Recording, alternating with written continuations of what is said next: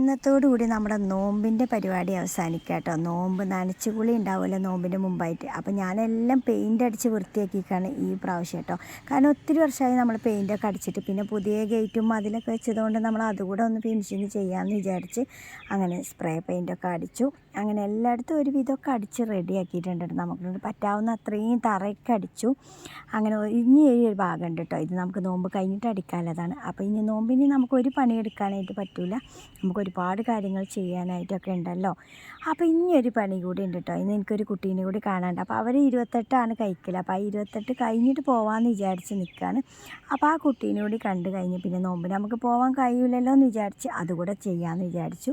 അപ്പോൾ 3 കുട്ടികളെ കാണാണ്ടായിരുന്നു. അപ്പോൾ അത് എല്ലാം കഴിഞ്ഞു. ഇനി ഇത് ലാസ്റ്റത്തെയാണ് കേട്ടോ.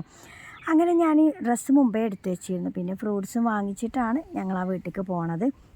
ഞാനും ചെറിയ മോനും മാത്രമേ ഉള്ളൂ കേട്ടോ. അപ്പോൾ ഓട്ടോ വിളിച്ചിട്ടാണ് പോകുന്നത് കാക്കുൻ്റെ കടേൻ്റെ മുമ്പ് കൂടെയാണ് കേട്ടോ. പക്ഷേ ആൾ പറഞ്ഞിട്ടില്ല. പിന്നെ ഞങ്ങൾ അവിടെ കുട്ടീനെയൊക്കെ കണ്ട് തിരിച്ച് വരുന്നപ്പോൾ കാക്കുൻ്റെ കടയിൽ കയറി പത്തിരിപ്പൊടിയൊക്കെ റെഡി ആയിട്ടുണ്ട് കേട്ടോ. അപ്പോൾ ഒരു ജ്യൂസൊക്കെ മോന് വാങ്ങിച്ച് കൊടുക്കുകയാണ്. ഇവിടെ കടയിലെല്ലാം വന്നിട്ടുണ്ട് നോമ്പുങ്ങൾക്ക് ഇല്ലല്ലോ. അപ്പോൾ എല്ലാവർക്കും നല്ലൊരു നോമ്പാകട്ടെ, സമാധാനം സന്തോഷമുള്ള നോമ്പാവട്ടെ.